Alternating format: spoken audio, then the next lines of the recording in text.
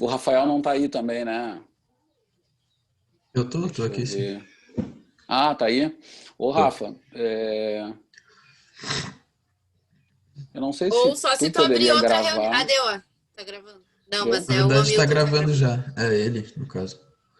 Hamilton, tá gravando aí pra nós. Eu quero ver depois passar esse arquivo. Vai ser outra lenda, Aí vai né? complicar a coisa, né? Tá Mas eu Eu gravando? tentei também, outro dia. Eu também tenho até Dropbox que eu pago uma grana e não funciona. Arquivo muito pesado não manda. Talvez no Drive, né? Ele possa me mandar.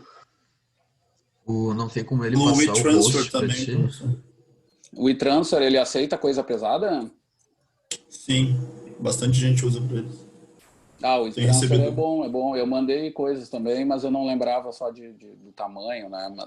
Mas se dá, perfeito. Podemos fazer isso. Aí eu te explico, Hamilton, como é que Tá. faz. Eu É, de estou qualquer voltando agora modo, ao dá pra. computador, porque igual eu tô, seria bom que eu tivesse os slides, né, para vocês terem uma visualização ali. É para É, ou tu tu. abre outra reunião e todo mundo entra, mas é uma função também, né? Sim, sim, todo mundo pegar. Deixa eu ver se eu consigo, gente. Eu Não, voltei. Eu vou ver se eu volto para minha própria reunião. Aí vamos ficar com duas participações minhas. Deixa eu ver. o Hamilton ali não Então, consegue passar o host pra ti, no caso. podia ser, né? Ô, Hamilton, Ali, isso. Ele conseguiu ó, fazer eu isso agora. Ah, voltei, foi. voltei agora. Epson. Agora o que eu faço? Saio, né? Tá. E agora, gente, vamos lá. Será que deixa eu ver, tem gente querendo ser admitido. Desculpa só pela quebra, fizemos já um pequeno intervalo. Tomara que a gente tenha um pouquinho mais de tempo agora, né? Sei lá. Eu vou compartilhar a tela de novo. Esperamos que não caia, porque o computador estava carregando e simplesmente iniciou. Eu vou só, antes de compartilhar, peraí, esqueci, né? Gravar. Ah, a gravação tá com... Aqui tá como se estivesse gravando, mas é o Hamilton que está gravando? Vocês acreditam? Stop share. Ah, tá gravando. Bom, depois a gente Tá vê e a gente... gravando, é. Tá, Hamilton, fica por aí só no final da aula que a gente vai tentar achar uma maneira. Tá nessa. Pessoal, vamos lá, vamos dar continuidade, então. Desculpa aí pelo problema inesperado. Vamos voltar. Deixa eu fazer aqui um negócio, se melhora a qualidade. Mas estávamos falando das relações, né? De volume e intensidade. É uma relação linear, né? O segundo aspecto, assim, a gente tem que pensar nesse volume e intensidade. Eu dei exemplos, até caiu o sistema, que envolviam situações agudas, né? Então, eu faço os treinos, acontece isso. Mas eu também posso pensar a longo prazo. Os volumes de treino meu ao longo das semanas, eles vão oscilando. E essas oscilações de volume e intensidade obedecem, em geral, também essa relação inversa ou negativa. Tá? E ela tem um certo sentido, assim. Se a gente for pensar assim, em inícios de blocos de treinamento, tá? Eu começo a treinar força, começo a treinar velocidade. Eu quase sempre começo com maiores volumes e menores intensidades.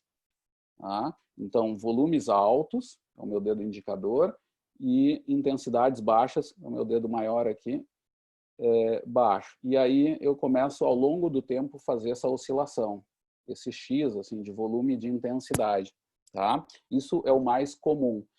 Essa relação cruzada, ela me confirma essa relação inversa. Tá? Então, eu vou usar os meus... E aí, essa é uma dica que é das coisas mais simples que tem e super importantes para treino, que é o seguinte: como eu começo o meu bloco de treino? Porque vocês vão ver que vocês têm muito acesso a materiais, né, da internet com os métodos de treino. Geralmente são aquelas tabelas de treino com as informações. Olha, eu quero treinar resistência aeróbica, eu quero treinar métodos contínuos de treino de resistência, método intervalado de alta intensidade, os HIITs, coisas assim. Quase sempre vão vir informações de volume e de intensidade, numa certa zona, né? Elas vão variar em determinadas intensidades e volumes. O que vocês vão fazer? Vocês vão começar quase sempre com mais altos volumes e com mais baixas intensidades e vão cruzando essas informações, vão chegando aos limites superiores de cada um deles, né? Então, tu vai subindo as intensidades até o limite superior que a tabela te dá. E volumes também. Volumes tu vai jogando, vai diminuindo esse volume até intensidades que ainda permitam caracterizar o treino como de tal tipo, digamos. Tá? Então, essa relação é bem importante da gente entender. Tá? A gente tem também... Agora vamos falar da segunda relação, que seria do tempo de intervalo com intensidade, que tem a ver com a densidade. Mas vamos falar aqui de tempo de intervalo, né, versus intensidade, para facilitar aqui a compreensão. O que acontece nessa relação, pessoal? Em geral, essa relação ela é positiva ou direta, que significa dizer o seguinte: eu aumento intensidades de treino, eu costumo acompanhar isso de aumentos de tempo de intervalo. Tá? Então, treino de força é um bom exemplo de novo. Eu tenho treinos de força de altíssima intensidade e muitas vezes o tempo de intervalo são de vários minutos. É um tempo de intervalo grande, intensidade alta, tempo de intervalo grande, né? E tenho treinos de força que a gente sabe que as intensidades são relativamente menores. Resistência de força, por exemplo. Né? Nesse tipo de treino, que depois nós vamos ver em mais detalhes, tá? Mas para quem já treinou sabe, é mais de 10 repetições, em torno de 12, 15, 20 repetições. Nesse caso, a intensidade é relativamente baixa. E o tempo de intervalo é relativamente baixo. É de 30 segundos, às vezes 20 segundos, até 1 minuto, muitas vezes. Ou seja, relativamente pequeno tempo de intervalo, perto lá do treino de força máxima, que eram mais de 3 minutos, às vezes. Tá? Essa relação, de novo, nos mostra um raciocínio que tem que estar na cabeça do treinador. O treinador, nessas coisas, ele tem que saber que essas relações é o beabá do treino. Depois eu vou ter situações em que não vou seguir isso. Mas aí o treinador vai estar mais atento ainda. Porque se eu não vou estar seguindo isso, algumas vezes eu vou estar arriscando meu aluno a dar muita carga para ele. Tá? Então, vai acontecer isso, por exemplo, no treino de tolerância ao lactato, nós vamos ver depois lá em treino de resistência, que tem uma característica de altíssima intensidade com tempo de intervalo pequeno. É uma coisa estranha, mas quem treina isso sabe que é um dos piores treinos que existem, inclusive. É onde a carga é muito alta, eu vou lá dar uma carga de exaustão, inclusive. Pessoal, a gente tem vai ser engraçado, porque aqui está me dando aviso de que eu tenho 8 minutos de aula nesse bloco. Que saco, né? Agora eu já estou na dúvida do que fazer. Sabe o que a gente pode fazer, pessoal? Eu dou esses 8 minutos de aula, para não ter problema, tá? Quando faltar 1 minuto, eu dou a bloqueada e vou dar um tempo menor de intervalo, tá? Eu vou dar uns 5 minutos só e a gente toca a segunda etapa da aula, tá bom? A gente perdeu um pouquinho nessa, mas vamos tentar fazer assim dentro do possível, tá? Pessoal, então continuando, as relações de intensidade e tempo de intervalo são linear, positiva, né, ou direta, o pessoal chama, tá? E a figura aqui tenta mostrar isso. É uma linha de baixo para cima, temporal, que seria do início para o fim do bloco de treino, que significam 2 meses de treino, muitas vezes, às vezes mais, 3, 4 meses, tá? Onde o volume é alto, é isso que quer dizer na base ali da pirâmide do meio, e o volume vai diminuindo ao longo do tempo. Conforme vai subindo ali, essa parte lateral desse triângulo vai diminuindo. Significa isso. O volume diminui ao longo do tempo do treino. A intensidade aumenta e os tempos de intervalo costumam aumentar. Os treinos envolvendo treinos intervalados, no caso. Tá bom? Essa é a ideia geral. E às vezes o pessoal tem dúvida, professor, mas nos treinos contínuos, como é que esse tempo de intervalo entra? Uma pergunta bem simples, mas aparece, principalmente no início, né? Pessoal, treinos contínuos, eles indicam que o tempo de intervalo é 0. Tá? O tempo de intervalo é o mais baixo possível, é 0, simplesmente. Tá? Então, entra com isso, é 0, tá? Nesse caso. E fecha, porque treinos contínuos tendem a ser menos intensos. E fecha com a teoria toda, tá bom?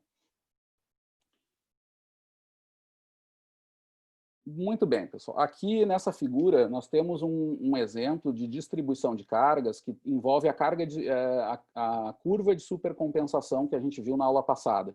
Tá? O painel intermediário, ali o B, ele dá uma indicação de distribuição de cargas de sessões, digamos que isso aqui envolve ali nesse painel intermediário, envolve um treino segunda, outro treino quarta e outro treino sexta, que são as linhas pretas ali horizontais, tá? A faixa preta essa horizontal. Seria as sessões, segunda, quarta e sexta ao longo da semana. E aqui indica uma carga ótima para adaptação, né? Tu dá um estímulo na segunda-feira, que é o início do gráfico, né? Então, teus níveis de energia caem, depois tu tem uma recuperação e mostra aquilo que a gente viu na curva passada, na aula passada. Os níveis de energia do meu sistema, eles vão mais além do que a curva de homeostase. Isso indica a adaptação. Então, eu volto melhor do que eu dei. Eu dei um certo volume e intensidade de carga que gerou uma adaptação boa, digamos. E aí eu dou a sessão da quarta-feira exatamente no ponto ótimo, no alto da onda ali, mais ou menos no alto da onda, o novo estímulo. E aí vou gerar de novo todo o estímulo-resposta, aquela curva. Então, meus níveis de energia vão cair, meu sistema, então, é estressado, né, meu organismo, eu vou ter recuperação e vou voltar a ter uma nova adaptação. Na sexta-feira, vou aplicar de novo outro treino. Pessoal, em muito material às vezes da fisiologia, às vezes até de treinamento, é dado como se só o painel intermediário fosse correto. E aqui a gente vai ter que fazer um olhar mais crítico e mais ampliado sobre o que é treinamento. Tá? A curva de cima, pessoal, geralmente essas curvas aqui são dadas, a de cima e a de baixo, tá? Elas são dadas como erros. Elas, na verdade, são erros quando eu penso em cargas de adaptação. Eu queria melhorar e acabo fazendo isso que vocês estão vendo em cima. Em cima, eu dou estímulos muito curtos, eu tenho uma frequência semanal de treino muito alta para o meu aluno e não dou tempo dele se recuperar completamente. Eu dou um novo estímulo sem ele ter se recuperado completamente. Então, ele começa mais cansado, em outras palavras. Ele começa com menos reserva energética do que ele começou a sessão anterior. É isso que a figura está mostrando ali. Vamos chamar que fosse de segunda para terça-feira. Ao invés de 2 dias, agora vamos botar 1 dia, para fechar o exemplo assim, mais realista, né? O que acontece? Eu faço na quarta-feira outro treino e não me recupero. Vejam que a curva de energia do meu organismo vai caindo gradativamente. E eu não vou dando espaço para adaptações. Tá? Mas o que eu quero dizer com vocês, gente? O que eu quero dizer para vocês é que essa curva, provavelmente, a curva A, é a curva mais típica de treinamento. Quase sempre os treinamentos vão envolver mais de uma sessão em bloco de cargas, onde eu vou cansando o meu aluno, às vezes em pares ou em semana inteira, e aí eu vou ter adaptações ao longo do tempo. Ou seja, isso aqui não é a priori errado. Tá? Mas é uma situação que eu tenho que dar atenção. Eu tenho que depois seguir por um bom descanso para poder permitir a supercompensação em algum momento. Tá? Porque senão eu posso levar meu aluno ao overtraining, digamos. Isso aqui é uma repercussão. Mas não é errado, e inclusive é o que a gente mais faz. No mundo real, a curva intermediária é curva de livro. Raramente acontece tão bonito. De uma sessão para outra, tu te sente mais forte. Às vezes até tu percebe isso, mas dificilmente é provado até cientificamente que tu consiga ter de sessão a sessão uma grande mudança que gere adaptação. A gente vai ver isso ao longo do tempo, através de blocos de treinos que vão mostrar isso. Então, não necessariamente é errado, só que eu tenho que olhar a curva como um todo, em algum momento tem que fazer supercompensação. E a situação C, a de baixo, o painel de baixo dessa figura, mostra uma condição em que eu dou muito tempo de intervalo. Eu dou uma frequência semanal muito baixa de treino. Então, eu treino uma vez só por semana, ou 2, vamos colocar assim. Tá? Então, dá 3, 4 dias de intervalo ali. E digamos que acontece o que está mostrando. Eu tive a supercompensação, que não é muito grande, mas tudo bem, voltou a cair porque eu demorei muito para dar o estímulo. Né? Então, quando eu for dar o estímulo de novo, eu voltei ao ponto zero da sessão anterior. Eu não tive adaptação. Isso, se eu quero adaptação, é um erro. Mas vejam só vocês. Essa figura inferior, o painel inferior da figura, situação C, ela mostra uma situação que eu tenho que fazer ao longo do ano. E eu vou dar nome para isso. Essas situações que vocês estão vendo ali embaixo, elas vão acontecer quando eu chamar meus microciclos de regenerativos ou quando eu passar por períodos de transição, que é o período onde eu tenho o grande descanso do meu macrociclo. Tá? E continuamente eu vou tendo que jogar com isso, tá? Alternando essas situações. Tá, pessoal? Então, essa curva C, ela acontece também. E aí, pessoal, vamos fazer o break agora. Falta 1 minuto aqui para acabar a aula, vai cair aqui, tá dando o aviso. E aí eu vou pedir paciência para vocês e olha só, eu vou fazer o seguinte, ó. Vamos com calma.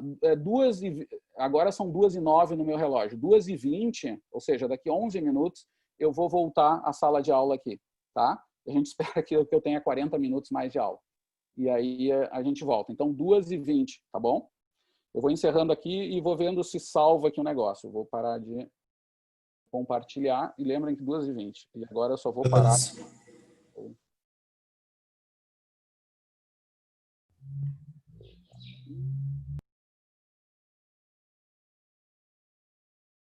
Pessoal, tudo indo embora. Faltando um monte de coisa na minha frente. Socorro. Finalizo aqui. Eu já volto, tá, pessoal? Só vou começar a salvar esse arquivo.